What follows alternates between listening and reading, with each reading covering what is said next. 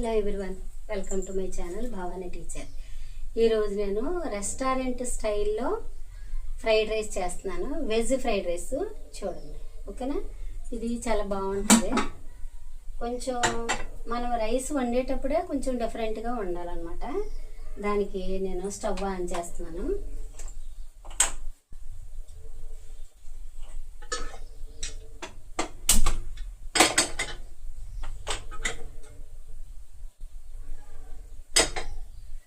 దీనిలో కొంచెం ఆయిల్ వేసుకుందాం.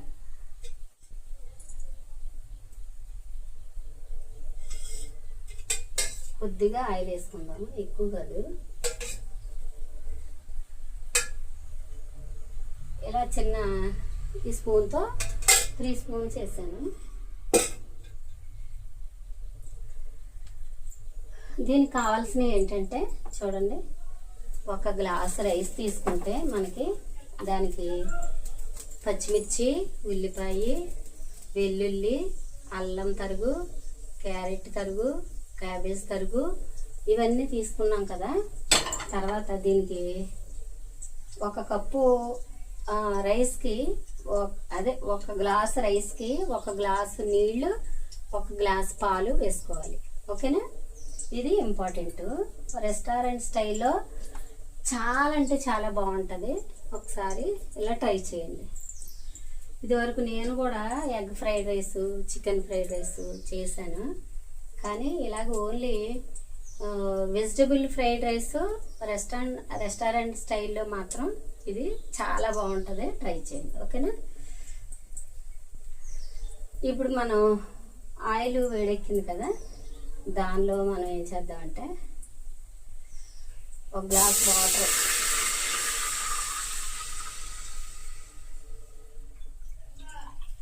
1 గ్లాస్ పాలు వేసుకుందాం.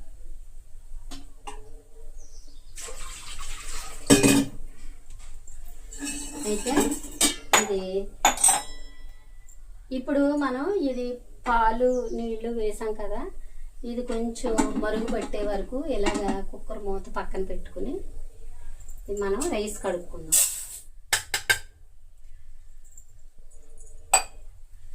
ఒక 2-3 టైమ్స్ కడిగేస్తే రైస్ బాగుంటుంది.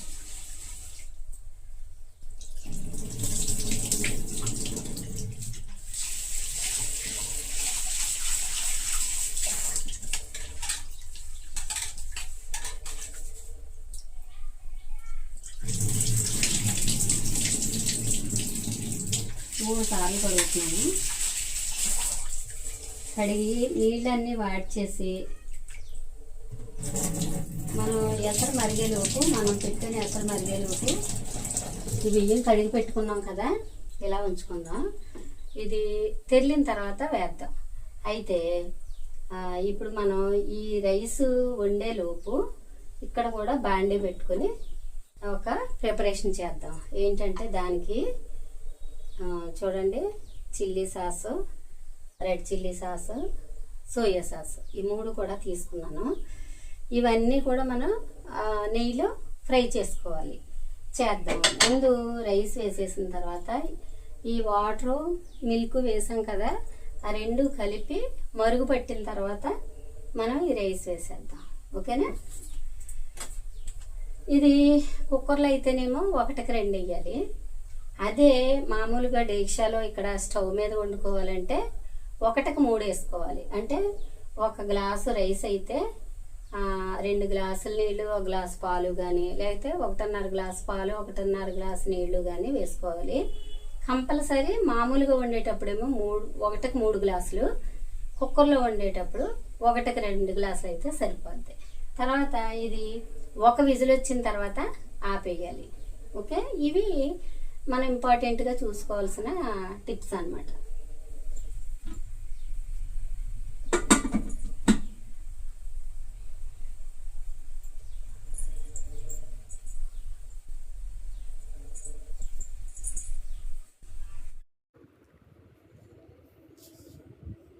ఇప్పుడు మనం వేసిన పాలు నీళ్ళు తెరిలినాయి కదా, ఇప్పుడు మనం రైస్ వేసేద్దాం. రైస్ వేసేసుకుని తర్వాత కుక్కర్ మూత పెట్టి విజిల్ కూడా పెట్టేసి ఒకే ఒక విజిల్ వచ్చే వరకు వెయిట్ చేద్దాం. అప్పుడు రైస్ చక్కగా పొడి పొడిలాడుతూ వస్తుంది అన్నమాట. ఒకసారి తిప్పేద్దాం.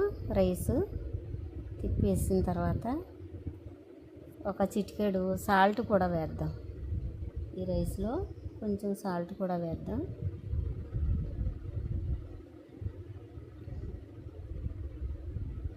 ఎందుకంటే రైస్ టేస్టీగా ఉంటుంది ఇలా సాల్ట్ కొంచెం వేయడం వల్ల.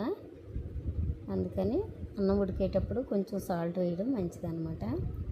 ఇప్పుడు కుక్కర్ పెట్టేస్తున్నాను కదా, మూత పెట్టేసి అది విజిల్ అప్పుడే పెట్టకూడదు. ఎందుకు అంటే ఆ నాజిల్లో ఏమైనా చిన్న చిన్న రేణువులు అడ్డుంటే అవి ఆవిరి పైకి వచ్చేటప్పుడు వచ్చేస్తాయి అన్నమాట. అందుకని ఆవిరి వచ్చిన తర్వాత మాత్రమే మనం విజిల్ పెట్టుకోవాలి. ఆవిరి పైకి వచ్చిన తర్వాత విజిల్ పెడదాం. ఓకేనా? విజిల్ పెట్టిన తర్వాత ఒకే ఒక విజిల్ వచ్చే వరకు మనం వెయిట్ చేసి చక్కగా ఒక విజిల్ వచ్చిన తర్వాత స్టవ్ ఆపేసుకుందాం. ఇలాగా చేయటం వల్ల అన్నం పొడి పొడిగా ఉండటమే కాదు పర్ఫెక్ట్గా ఉడుకుతుంది అన్నమాట. అలా కాకుండా మనం ఒకవేళ ఇదే రైస్ని పక్కన డేక్షాలో ఉడికించుకోవాలంటే 1 గ్లాసు బియ్యానికి 3 గ్లాసులు వాటర్ చొప్పున వేసుకోవాలి. మనం ఇప్పుడు పాలు నీళ్లు తీసుకున్నాం కాబట్టి 1 గ్లాసు బియ్యానికి 1.5 గ్లాసు నీళ్ళు 1.5 గ్లాసు పాలు కలిపి వేసి విడిగా డేక్షాలో వండుకోవచ్చు అన్నమాట.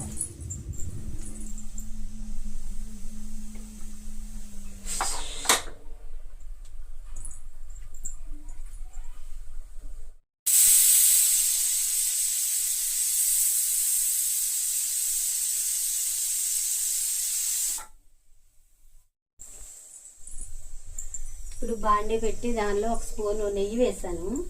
ఇప్పుడు మనం 1 బై 1 ఇవి వేసుకొని వేయించుకుందాం. ఫస్ట్ వెల్లుల్లి వేద్దాం.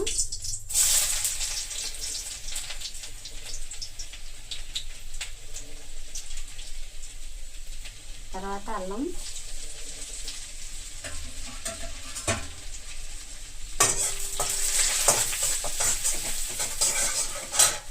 ఉల్లిపాయలు. ఇది కొంచెం ఘాటుగా ఉంటేనే బాగుంటుంది. చప్పగా అయితే ఉండకూడదు, ఘాటుగానే ఉండాలి కాస్త.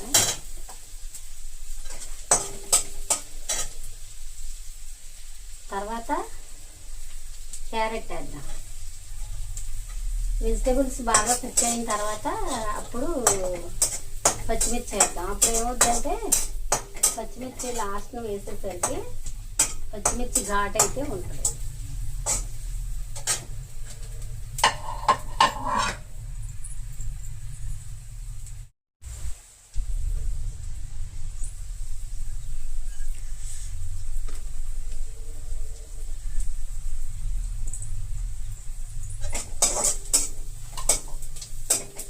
ఇప్పుడు క్యాబేజీ వేద్దాం.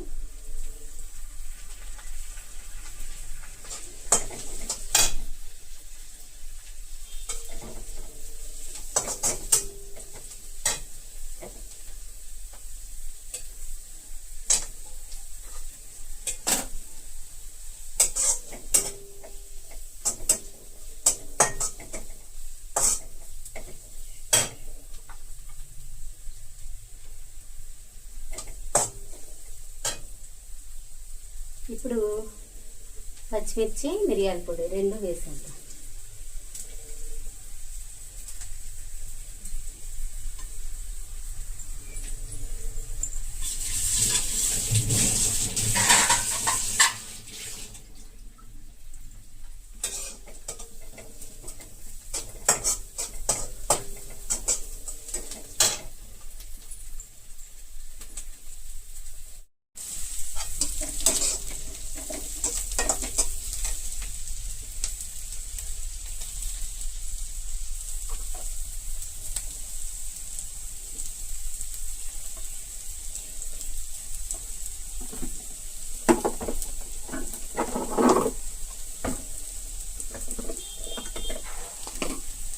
దీనిలోనే కొంచెం అజినోమోటో వేద్దాం. ఇది మనం రెస్టారెంట్ స్టైల్ అనుకున్నాం కదా, అందుకనే అజినోమోటో వేస్తున్నాం అనమాట. కొంచెం చూడండి, చిటికెడు, ఎక్కువ కాదు. ఇది ఎక్కువ వాడకూడదు, కాకపోతే మనం ఇప్పుడు చేసేది రెస్టారెంట్ స్టైల్ కాబట్టి అజినోమోటో వేసాను అనమాట. ఒక చిటికెడు, దాన్నే టేస్టింగ్ సాల్ట్ అంటారు కదా.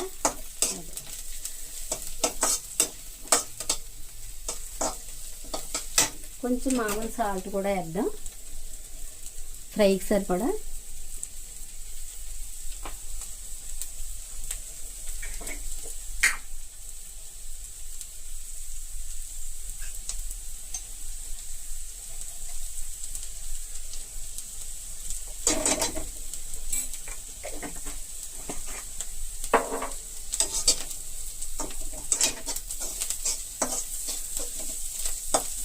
మంచి కలర్ఫుల్గా ఉంది కదా.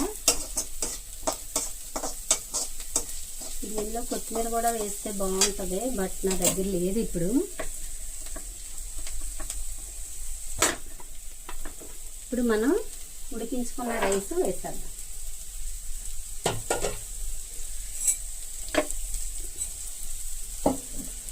చూడండి ఇలా.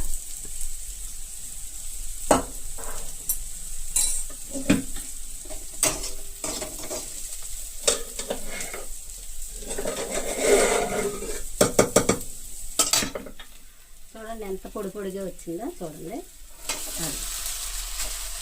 అలా వస్తాయి. ఒకే విజిల్ పెట్టుకోవాలి, విజిల్స్ ఎక్కువ వేసుకోవద్దు.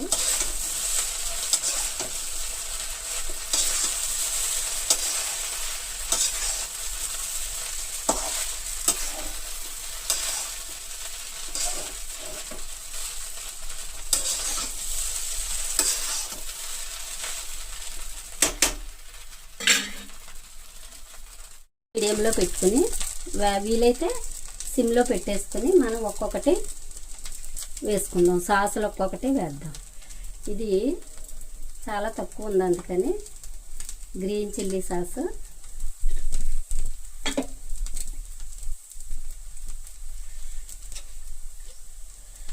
ఇది రెడ్ చిల్లీ సాసు, ఇది సోయా సాసు.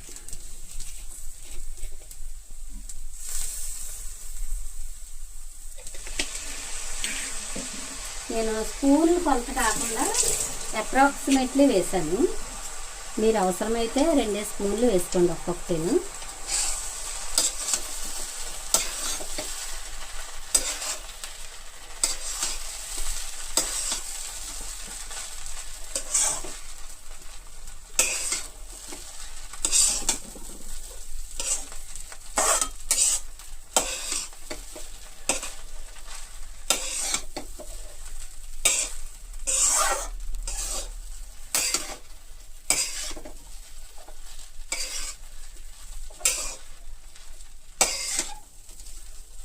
రెస్టారెంట్ వాళ్ళు అయితే టాస్ చేస్తారు, మనమేమో ఇలాగా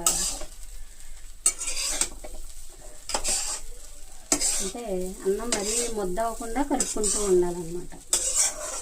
ఒక్కసారి దీన్ని టేస్ట్ చేయాలి, కరెక్ట్గా ఉప్పు అవి సరిపోయినాయో లేదో.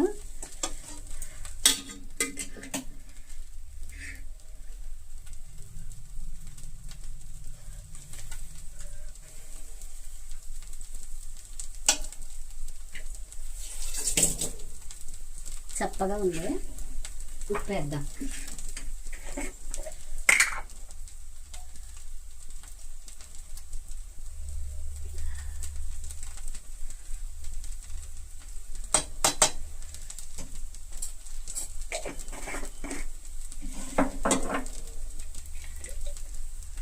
కొద్దిగా సోయా సాస్ వేద్దాం.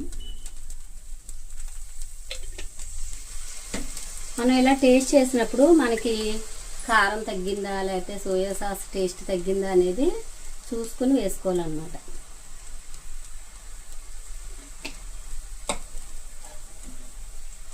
ఫస్ట్ 2 స్పూన్లు వేసి కలిపేసిన తర్వాత టేస్ట్ చేస్తే మనకి ఏది తగ్గిందో దాన్ని అడ్జస్ట్ చేసుకోవాలి.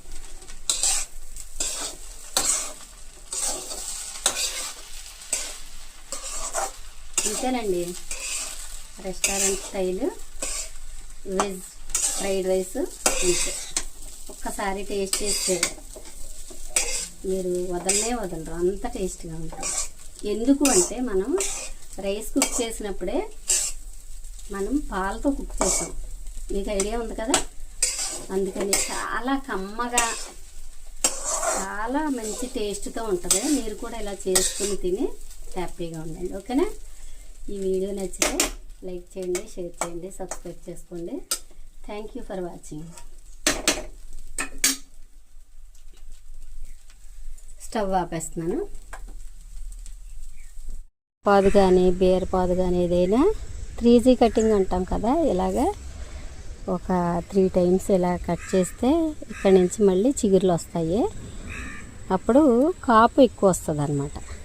చూడండి ఇక్కడికి వచ్చింది కదా, దీన్ని కూడా ఇలా కట్ చేద్దాం. అలాగే ఈ వంగ కూడా ఇక్కడ ఇలా టిప్స్ కట్ చేస్తే ఏమవుద్దంటే చక్కగా ఎక్కువ కొమ్మలు వస్తాయి అన్నమాట. అది చిన్న మొక్కగా ఉన్నప్పుడు మాత్రమే కట్ చేసుకోవాలి. చూడండి ఇక్కడ ఫస్ట్ ఇక్కడ ప్రూన్ చేశాను, చూస్తున్నారు కదా, ఇది ప్రూన్ చేశాను. ఇక్కడ ఒక 5 వచ్చాయి అన్నమాట కొమ్మలు, ఒక 5 కొమ్మలు వచ్చాయి. ఇప్పుడు వీటిని మళ్ళీ ఇక్కడ చివర్లో ప్రూన్ చేద్దాం. ఇలా చేస్తే మళ్ళీ ఇక్కడి నుంచి కొన్ని కొమ్మలు వస్తాయి అన్నమాట.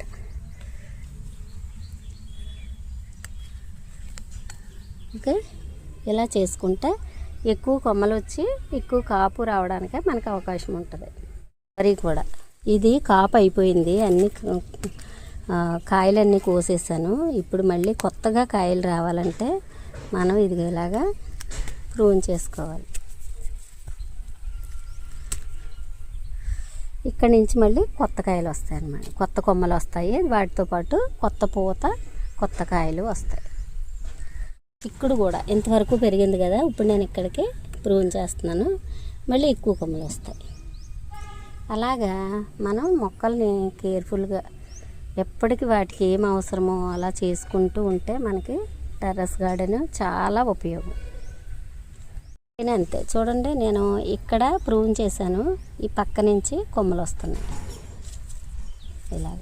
ఇప్పుడు ఇవి పూలు అయిపోయినాయి కదా, ఇక్కడ మనం ఇది టిప్ ఇలా కట్ చేసుకుంటే మళ్ళీ పక్క నుండి కొత్త కొమ్మలు ఇలాగ పూలు వస్తాయి అన్నమాట.